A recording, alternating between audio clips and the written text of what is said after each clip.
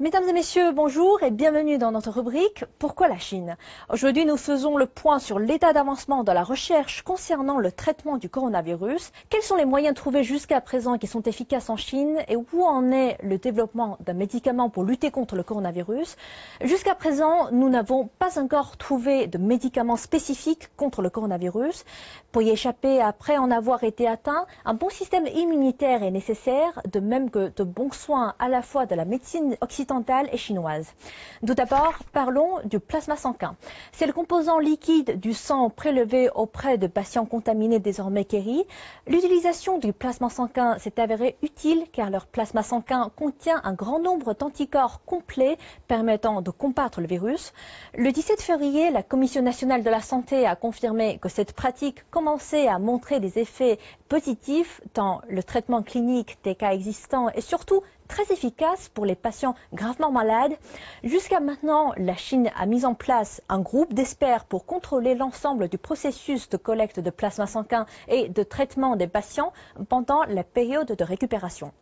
De plus, jusqu'au 16 février, 10 000 patients ont été guéris et ont pu quitter l'hôpital, ce qui nous permet éventuellement d'utiliser le plasma d'un plus grand nombre de personnes rétablies pour traiter les malades dont l'état est grave ou critique. Le deuxième sujet que nous abordons est les médicaments en cours de développement.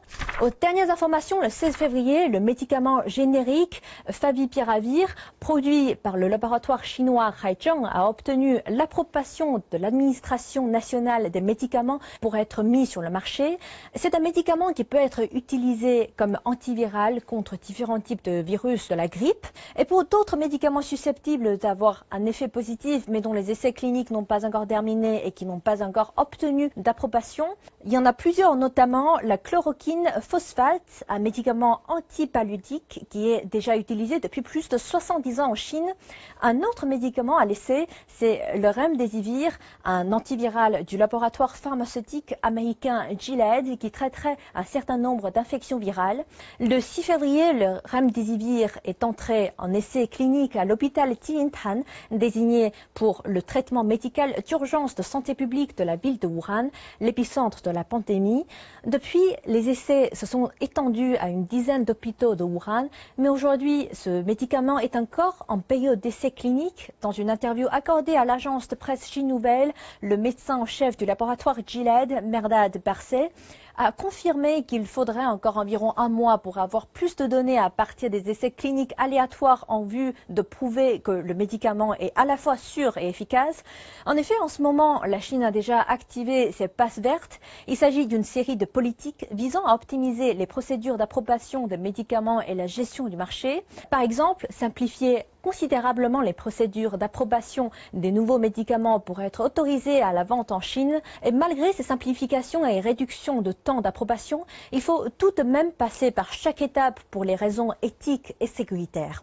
Le traitement par la médecine chinoise a aussi montré ses effets durant cette lutte contre l'épidémie.